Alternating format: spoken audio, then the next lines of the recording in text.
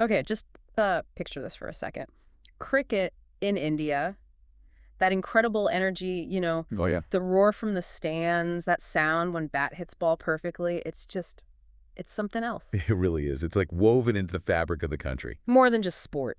Absolutely. And right now, there's a fascinating story unfolding right in the heart of India, in Madhya Pradesh. You're talking about the MPCA leadership change? Exactly. A really young leader stepping up. Mahanaryaman Scindia, he's only 29. 29. That makes him the youngest president the Madhya Pradesh Cricket Association has ever had. Ever. And this all happened on September 2nd, 2025, right? At the Holkar Stadium in Indore. Big moment. Huge. And it's not just about his age. Okay. It's also about this family legacy continuing, but with a fresh face. So that's what we want to dig into today. We're doing a deep dive into this. What's the history he's inheriting? What's his story been so far? And crucially, what could this actually mean for cricket in Madhya Pradesh, from the Yeah. grassroots level right up to, the bigger stage? Yeah, why is this specific handover getting so much attention? Let's try and unpack that. Sounds good. It's a mix of history, youth, and the future of the game there. Okay, so let's start with the election itself, this changing of the guard, as it were. Mahanaryaman Scindia, he was elected unopposed. Yeah, unopposed. During the MPCA's annual general meeting at Holkar Stadium, like you said. What does that tell us? Unopposed seems significant. Does it mean everyone's fully behind him, or is it more complex? Well, it definitely suggests a strong consensus, at least on the surface, maybe a united front. For an association like the MPCA, that matters. And the MPCA is a big deal, isn't it? It's been around for ages. Oh, absolutely. Established way back in 1957, so it's at nearly 70 years. Headquartered in Indore, governing cricket across a massive state. It's the pipeline, essentially, from village games to potentially the Indian team. Exactly. Think about legends like Sai Takali. He came through this system.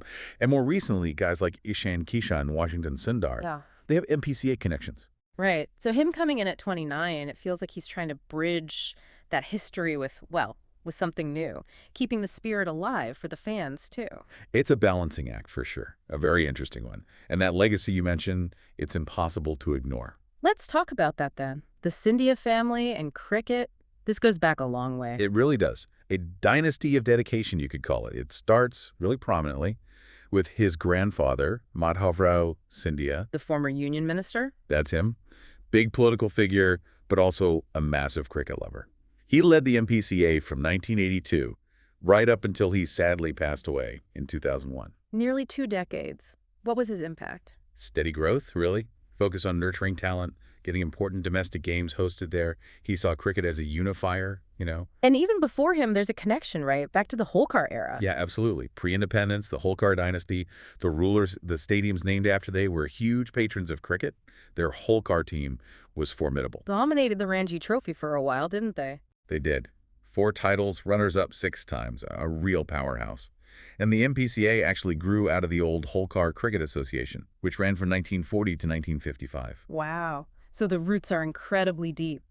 Then came Mahanaryaman's father, Jyotiraditya Scindia. Right. He took over reportedly around 2004 and stayed until 2019. He's now a union minister too, of course. His time saw some interesting moments. I remember hearing about a particularly contested election. Ah, yes, the 2010 MPCA election. That was quite heated. He defeated Kailash Vijayvargiya by about 70 votes. It really highlighted the political side of sports administration sometimes. Definitely shows it's not always just about what happens on the pitch. And then the Lota Committee reforms came along. In 2017, yeah. Big shakeup for Indian cricket administration, aimed at transparency, term limits. And that meant Jyotiraditya had to step down, along with others who'd served for a long time, exceeding that 9-year limit. Exactly. But even with that change, the family's involvement, their commitment to MP cricket, it clearly didn't just disappear. Which brings us back to Mahanaryaman, his own innings, so to speak. How did he get started in administration? It seems quite recent. It is, yeah, really just the last 3 years or so. Yeah. His background is interesting, too. Educated at the Doon School, like his father, and then Yale University in the U.S. So a bit of a global perspective there. Definitely. Which could be really useful in modern sports management. But he didn't just rely on education. He took practical steps. Like what? Well, in 2022, he became vice president of the Gwalior Division Cricket Association, the GDCA. That's focusing on the Gwalior region specifically. Okay, so starting at a regional level. Right. And became a lifetime member of the main MPCA. And then, perhaps most significantly, he took on the presidency of the Madhya Pradesh T20 League, the MPL. Ah, the MPL. That's the new T20 league they launched. Exactly. Launched in Gwalior in 2024. Yeah. It's franchise-based, clearly drawing inspiration from the IPL. And how did that go? Was it successful? By all accounts, the first season was a big hit, drew good crowds, and apparently it was great for scouting talent from different parts of the state, kids who might have been missed otherwise. So that shows some hands-on work, some innovation, trying to blend tradition with something modern. Precisely. It demonstrates he's not just inheriting a name, he's actively trying to shape things, especially at the local level. Which leads us nicely into his vision for the future. What's he actually saying he wants to do as MPCA president? Well, you can hear the personal connection. He talked about it being an emotional moment, following his grandfather and father in the role. That sense of carrying on the legacy. Right. But beyond that, he's laid out some key priorities. He wants to really push cricket at the grassroots, especially in rural areas. Finding that hidden talent. Exactly. And a big focus on boosting women's cricket, which is crucial. Plus, bringing all the different divisions and districts together, making sure everyone feels heard. And he's got a new team around him to help do that. Yeah, the other positions were also filled unopposed. Vineet Sethia is vice president. Sudhir Rasnani, the former international umpire, is the new secretary. Oh, that's an interesting choice, having an ex-umpire as secretary. Focus on rules and fairness, maybe? Could be. Then there's Arundhati Kirkir, who used to play for India Women. She's the joint secretary. Sanjeev Dua is treasurer. And some experienced names on the executive committee, too. Yes, like Scindia Garwal, another very respected former India women's cricketer. So there's a mix of experience, former players, people focused on different aspects. Seems like a balanced team. And they've got a big event coming up almost immediately, right? They really do. Talk about hitting the ground running. The Women's ODI World Cup is happening in indoor next month, October 2025. Wow, that's huge. It is. Holkar Stadium is hosting 5 league matches, including India versus England on October 19th, and 3 games featuring Australia, the defending champs. So the global spotlight is going to be on Madhya Pradesh cricket right from day one of his tenure. That's a major opportunity and a major test. Absolutely. No easing into the job there. Let's zoom out a bit and think about the spirit of MP cricket itself. It really does have a rich history. It absolutely does. We mentioned the Holkar team's dominance, and producing India's first ever test captain, Colonel C.K. Naidu. A true pioneer. And Mushtaq Ali, too, another legend from that early era. Giants of the game. Their legacy is immense, and that spirit continues. Look at the recent successes under the outgoing president, Abhilash Khandekar. The Ranji Trophy win in 2022, that was massive, wasn't it? Their first ever. First time in 68 years for Madhya Pradesh. A huge achievement.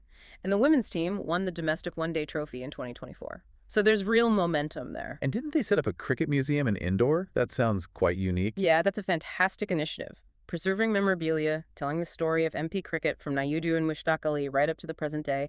Great for educating younger fans. Connecting the generations. It feels important. It is, especially in a state where, let's be honest, cricket can be a real pathway for youngsters, a way to change their lives. So initiatives like better scouting in rural areas or genuinely investing in women's cricket, that could have a massive impact beyond just the scorecard. It really could. It's about opportunity, about social mobility through sport.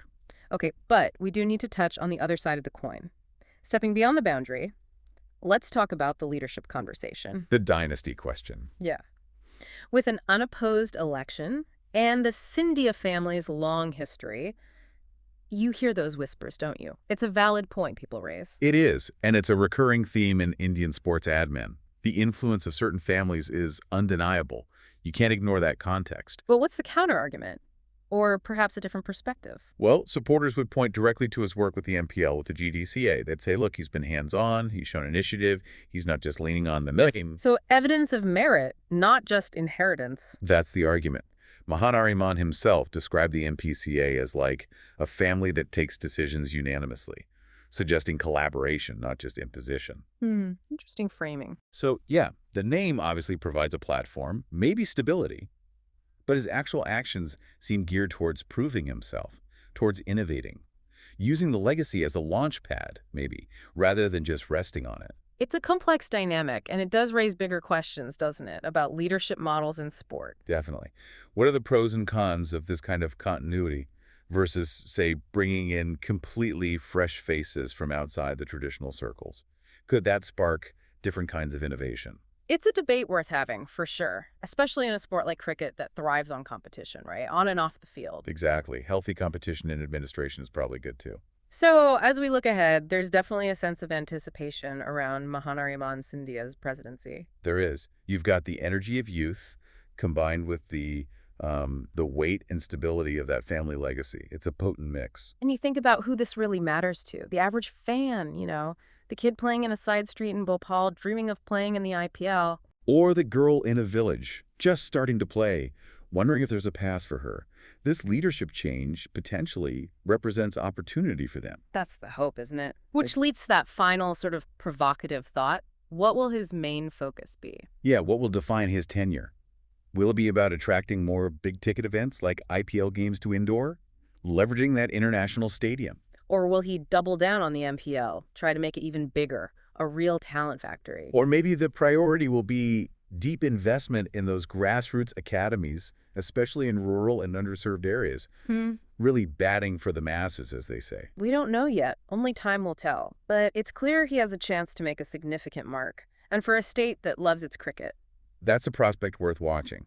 It tells us something about how Indian cricket leadership might be evolving. Absolutely. It's all part of that enduring magic of cricket in India, Madhya Pradesh's story. From the Holkar days to now, it's one of resilience, right? Reinvention. And Mahanaryaman Scindia, is 29. He's just the latest chapter, this blend of heritage and modern ambition. He's stepping up to the crease. And you can bet fans across MP and beyond are watching very closely, hoping he hits some big boundaries for the state. Because in cricket, you never know what the next ball might bring.